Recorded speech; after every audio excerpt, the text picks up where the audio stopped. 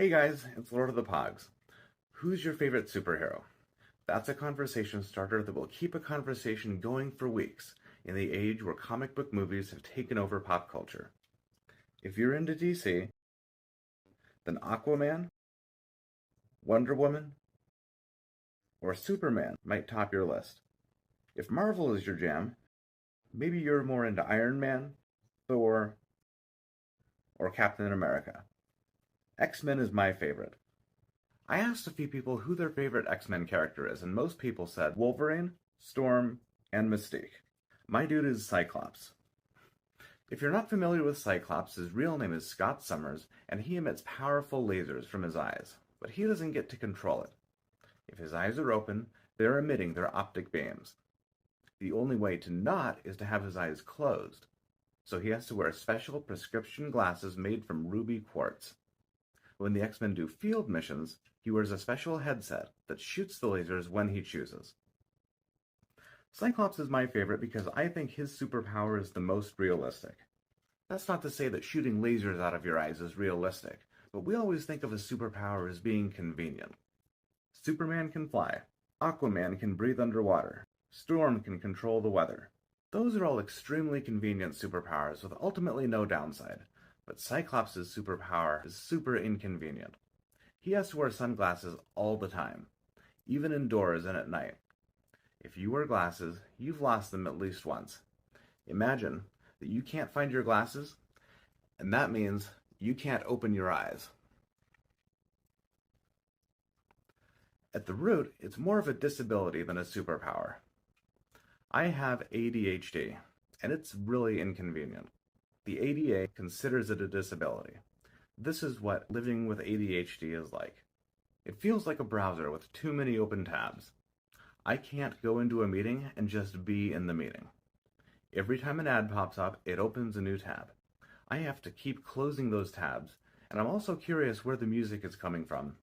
While still trying to focus on the Zoom meeting in the first tab, I have to focus on focusing, and it's physically exhausting. It's like an itch that needs scratching, only it's in my mind. I take melatonin at night because without it, it's not unusual for me to toss and turn or wake up multiple times throughout the night, not because I'm not comfortable or I can't sleep, but because I have trouble putting my brain into sleep mode. How many lemons were on the Titanic? Do radioactive cats have 18 half-lives? Why do flies exist? If my car was going the speed of light, would my headlights work? Staying focused on one thing for too long is painful, especially if I'm not into it. If I don't find it interesting or if I'm not invested, even if I want to be, it's physically painful, not just with a headache, but in my entire body. Sometimes having ADHD can make me feel anxious about mundane tasks. Doing mundane tasks is extremely difficult. If a task isn't sufficiently stimulating and I lack the focus to address it, it can become an unmanageable source of anxiety. Certain things are harder to keep up with. Keys, coat, wallet, the mail, all end up in different spots depending on where I was and what I was doing when I had it in my hand and I put it down.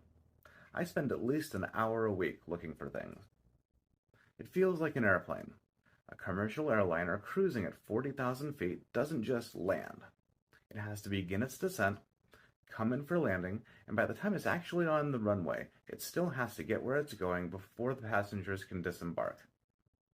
Some people can just stop what they're doing and sit down and read a book. I am not one of them. I can read, but slowing my brain down long enough to focus on a book just doesn't happen. I was able to blast through Pet Sematary by Stephen King in a little less than a week because the writing was so good it just drew me in. And I got through The Dirt by Motley Crue in 2 weeks because I love Motley Crue. Coffee helps smooth things out. I have time gaps, thought gaps. You know how when you lose something and they say retrace your steps? A lot of times I can't do that. Remember the filing cabinet from Bruce Almighty? But everything has been arranged by a different person every hour according to what made sense to them at the time. That's how my brain works. Being in the zone or hyper-focusing is amazing when it happens, unless I'm trying to answer a simple question. I was diagnosed with ADHD when I was 10 years old, and I've struggled with it my whole life. Most teenagers my age said they didn't like high school, but it was a lot harder for me because I was just not into it.